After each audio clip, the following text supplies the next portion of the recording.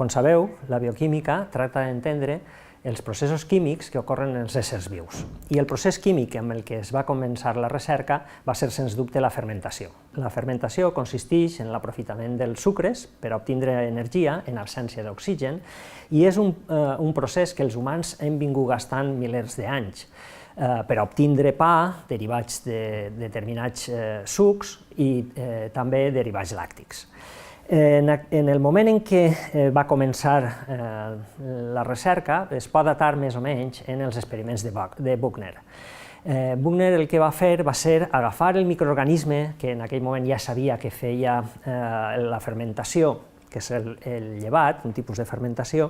i el que va fer va ser un cultiu cel·lular de llevat, matxacar-lo amb un morter, trencar les cèl·lules i filtrar-les amb uns filtres de tamany molecular molt menut, tamany molecular lo suficientment reduït com per a impedir el pas de cèl·lules senceres i purificar aquest contingut, aquest extracte cel·lular. I en aquest extracte cel·lular va aconseguir demostrar que hi havia fermentació. De manera que va proposar el que es coneix com a la teoria fermentativa, en la qual el que dia aquesta teoria és que no fa falta algo tan complex com una cèl·lula per a donar lloc a la fermentació, sinó que el seu contingut és suficient. Intentant entendre quines eren els responsables d'aquestes fermentacions, el que va veure és que, el que va proposar és que, d'una banda, eren elements solubles, i a més es va anomenar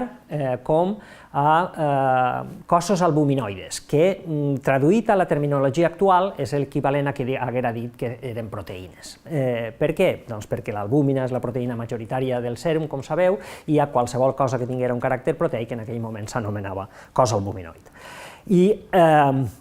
a més, el que va acunyar és el terme cimasa per a aquestes molècules encarregades de fer el procés fermentatiu. Aquest terme ja vos sonarà familiar perquè d'ell se'n deriva l'actual terme d'enzim, que és el que utilitzem. Bé, els enzims, com va proposar ben d'inici Emil Fischer, ell va proposar que n'hi havia un reconeixement específic entre els substrats i el lloc d'unió d'aquests substrats en l'enzim, que anomenem centre catalític,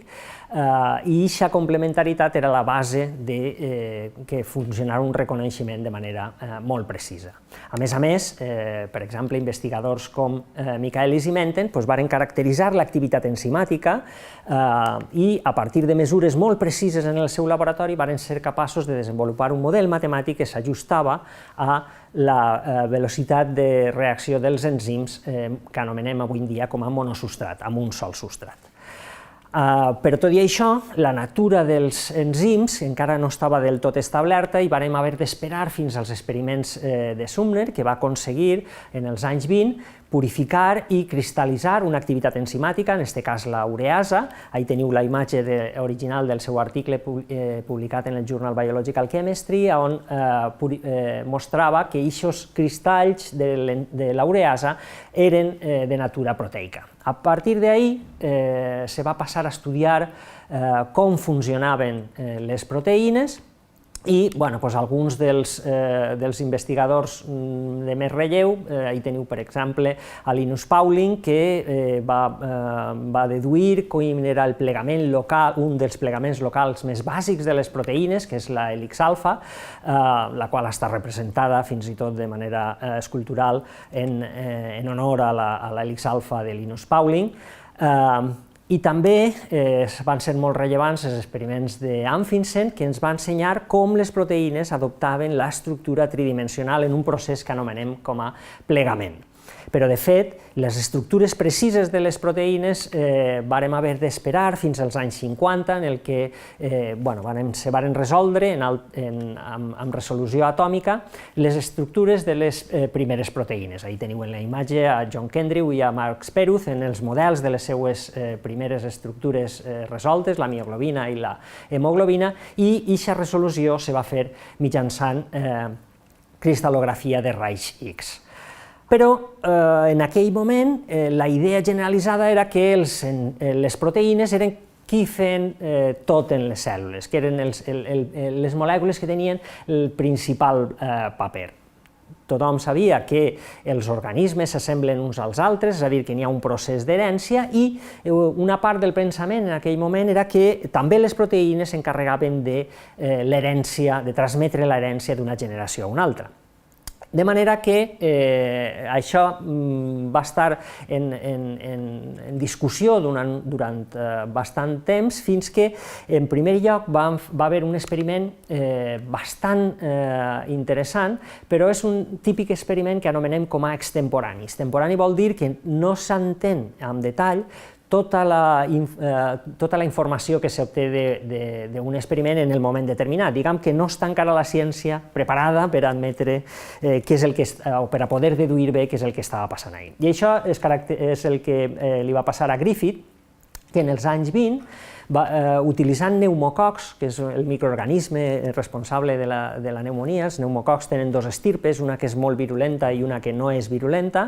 i ell va demostrar que que passava informació de l'espècie virulenta a la no virulenta i la convertia en virulenta. Això ell ho va anomenar com a principi transformant, és a dir, n'hi havia alguna que passava, una informació que passava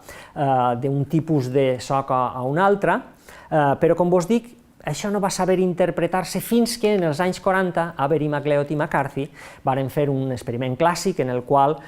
tractant en proteases, DNases i RNases, varen poder demostrar que, de fet, aquest principi transformant que havia mostrat Griffith, de fet, era el DNA. Aleshores, el que intentaren els investigadors és entendre com era aquesta nova molècula tan rellevant, perquè era la molècula encarregada de la informació, i com que els bioquímics que treballaven amb proteïnes havien mostrat que l'estructura era molt important, va haver molta recerca intentant entendre quina podia ser l'estructura del DNA. I per això van ser molt important, en primer lloc, els experiments de Chargaff, que es va donar compte que les bases nitrogenades que formen part del DNA en els nucleòtids, que n'hi havia un equilibri entre la concentració de bases púriques i pirimidíniques. Això vol dir, o pot permetre intuir, que el DNA tenia una certa complementaritat. Però, sens dubte, els experiments que més varen aportar informació per a esbrinar quina és l'estructura del DNA van ser els experiments que va realitzar també utilitzant com a tècnica la cristal·lografia de raigs X, Rosalind Franklin i Dominic Wilkins. La imatge que teniu a la dreta és una imatge icònica de la foto en la qual aquesta complementaritat que estava dient-vos dels experiments de Chargaff es fa, si més no, molt evident. Amb aquesta informació, com probablement tots sabeu, dos investigadors a Cambridge, Watson i Crick, deduïren el que es coneix avui en dia com el model de la doble hèlix. En aquest model de la doble hèlix, les bases nitrogenades que vos he comentat abans estan enfrontades, s'aparellen i estabilitzen aquesta doble hèlix mitjançant interaccions per pont d'hidrogen i imatges de doble hèlix del DNA n'haureu vist per tot arreu. Jo vos n'ensenyo una que m'agrada especialment perquè és la que tenim en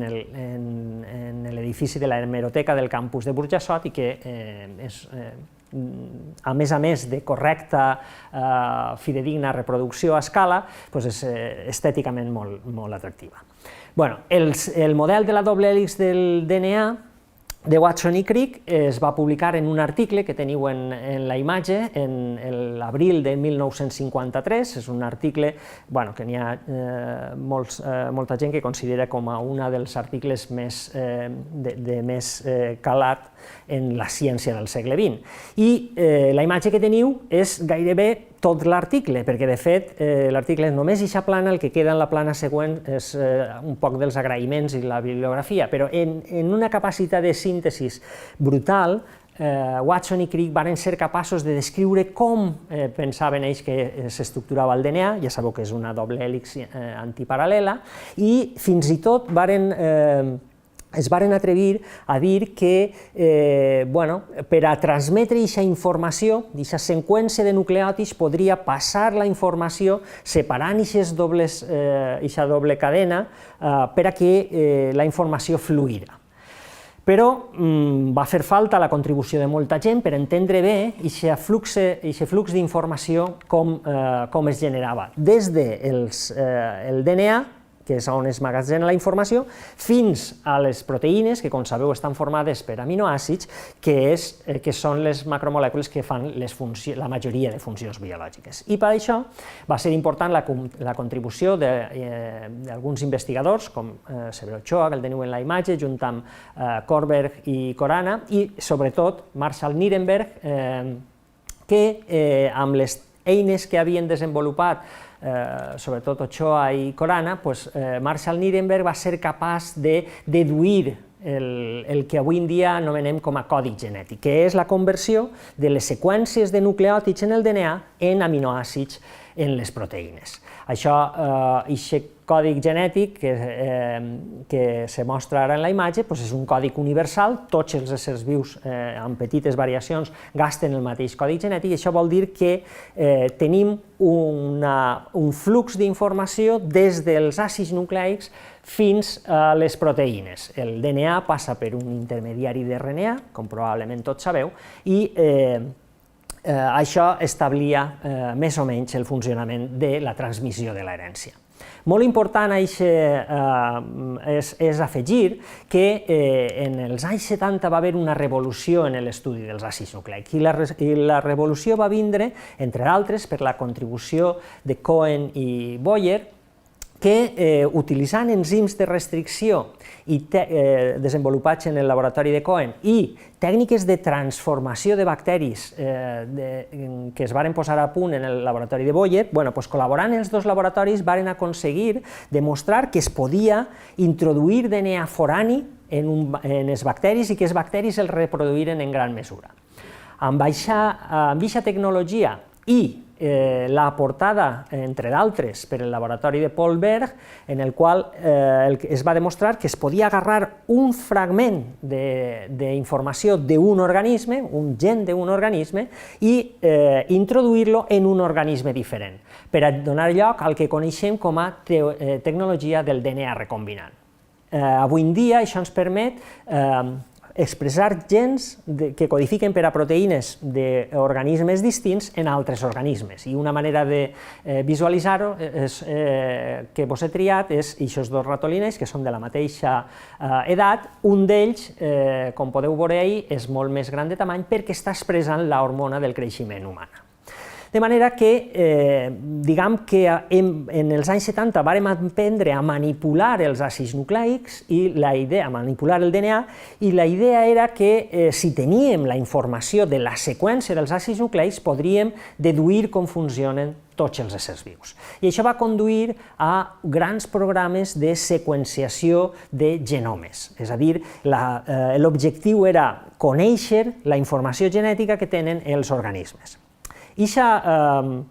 Aquesta búsqueda de la seqüenciació dels genomes va començar amb tècniques que costaven molt laboriosament, eren molt laborioses, a més eren cares, i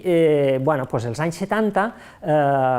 se va seqüenciar el primer genoma, en realitat no d'un ésser viu, ja sabeu que els virus tenim ahir una dificultat per a descriure si són éssers vius, perquè són paràsits, no poden viure de forma independent, però no vaig entrar en aquesta disquisició ara. Simplement el que vull que penseu és que els virus, com que només codifiquen en els seus genomes unes poques proteïnes, realment tenen uns genomes molt xicotets. I per això se van poder seqüenciar els primers genomes, en concret el del bacteriòfag MS2 va ser el primer. Però vam haver d'esperar fins a mitjans dels anys 90, quan se va publicar la primera seqüenciació del primer genoma procariòtic, en aquest cas el de Haemophilus influenza, i a partir d'ahir les tècniques de seqüenciació van anar millorant, se van anar abaratant els costos, cada vegada podíem seqüenciar genomes més grans. A continuació se va seqüenciar el genoma del llevat, si recordeu l'organisme que havia utilitzat Buchner en els seus experiments, que és el primer organisme eucariòtic. Pront es va seqüenciar el genoma del primer animal, que és este cuquet que teniu en la imatge, que es diu Cenorbitis elegans, i en l'any 2000 es va seqüenciar el genoma de la primera planta, que va ser Arabidopsis thaliana. Però, sens dubte, el genoma que va tindre major interès, que va despertar major interès la seva seqüenciació, va ser el genoma humà. I el genoma humà, vos he ficat ahir que se va seqüenciar l'any 2001 i el 2003 perquè certament l'any 2001 va ser l'any que se va acabar la seqüenciació, de fet això va ser portada dels periòdics en primera plana, dels periòdics d'informació general, va ser un boom, roda de premsa del president dels Estats Units, en aquell moment Bill Clinton, amb els responsables de la seqüenciació, però aquest genoma no se va ensamblar correctament, va ser un projecte de seqüenciació de molts laboratoris i després el que se va fer és com juntar les peces del trencaclosques que es va publicar finalment l'any 2003. Fixeu-vos que l'any 2003 és una data un poc icònica perquè, si recordeu, Watson i Crick van publicar el seu article l'abril del 1953, és a dir, en només 50 anys van passar de saber quina podia ser l'estructura del DNA a tindre la seqüència completa del genoma humà, que són 3.000 milions parells de bases. És a dir, una tasca enorme, gegantina. Bé, quan es va seqüenciar el genoma humà, la idea és que ja ho sabíem tot, és a dir, teníem, com en la premsa es deia, el llibre d'instruccions de com funcionaven els éssers vius.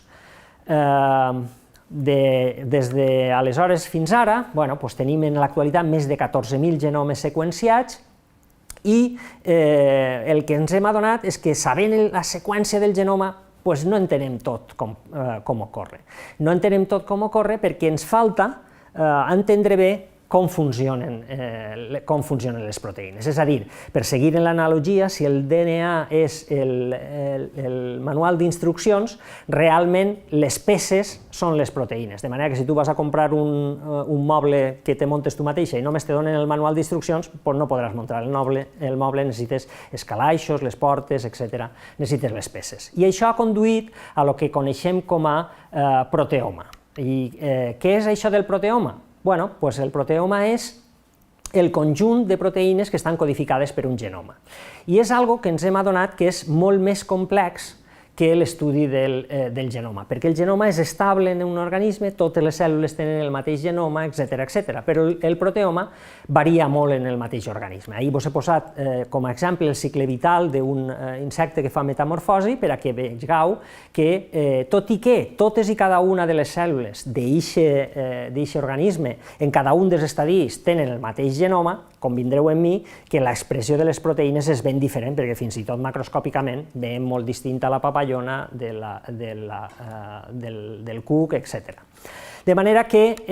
això ens dona la idea que el proteoma és algo molt més complex, entre altres coses perquè s'ha demostrat que a partir d'un gen se poden codificar diverses proteïnes, que les proteïnes no duren per sempre, és a dir, es sintetitzen en un moment determinat, desapareixen en altres moments, i que xicotets canvis tant qualitatius, és a dir, d'aparèixer o desaparèixer, o quantitatius, poden afectar a les funcions cel·lulars. A més, les proteïnes no funcionen soles, sinó que han d'interaccionar entre elles. De manera que hem tornat en les últimes dècades a estudiar en detall les proteïnes. I us vaig a posar només dos exemples per a que vegeu per què és important treballar en proteïnes, per què és important la caracterització bioquímica de les proteïnes. Un dels exemples té a veure amb un procés que condueixen algunes malalties que són realment distints a el que estàvem acostumbrats en el segle XIX o el segle XX. Les malalties en el segle XIX o en el segle XX ens havíem acostumbrat a que eren normalment, la majoria, que un virus o un bacteri ens infectava i això ens generava una malaltia. Però ara resulta que ens hem adonat que n'hi ha una sèrie de malalties que no tenen res a veure amb processos infectius, sinó que és l'estructura d'una proteïna que sofreix un canvi conformacional i aquest canvi conformacional comporta unes agregacions de l'estructura de la proteïna. I això du a formar unes fibres i uns agregats que acaben degenerant els teixits, sobretot del sistema nerviós central, i conduint a uns símptomes que són comuns a totes aquestes proteïnes. Fixeu-vos, la proteïna està seqüenciada està codificada en el nostre genoma, i és el canvi conformacional el que indueix la patologia. I de quines patologies estem parlant? Doncs d'algunes ben comuns, com la malaltia d'Alzheimer, en què la proteïna que sofreix aquest canvi conformacional és la proteïna precursora del pèptid beta-amiloide, o el Parkinson, que la proteïna que agrega és l'alfa-sinucleïna, i volia fer-vos notar el detall de que entre elles les proteïnes que agreguen no tenen res a veure, ni estructuralment, ni de seqüència, ni res de res, però sofreixen un canvi que comporta aquests processos. I això no és només característic d'aquestes dues proteïnes, també de les malalties priòniques i de moltes altres malalties, com veieu ahí. I el segon exemple que volia comentar-vos és més proper per a mi i consisteix en l'estudi d'un tipus particular de proteïnes, és a dir, a banda d'aquestes que sofreixen malplegament, hi ha un altre grup de proteïnes que són importants, que són les que es troben ancorades en les nostres membranes. Aquestes proteïnes ens hem adonat que representen al voltant del 25-30% dels genomes dels organismes que hem seqüenciat, és a dir, són un grup bastant nombrós. Però no solament això, és que les proteïnes que estan en les membranes són les dianes de la majoria dels fàrmacs que utilitzem actualment. Més del 50% dels fàrmacs actuals estan dirigits a l'estudi d'aquestes proteïnes. Per què? Doncs perquè són molt més difícils de caracteritzar bioquímicament, són hidrofòbiques, les purifiquem amb més dificultat,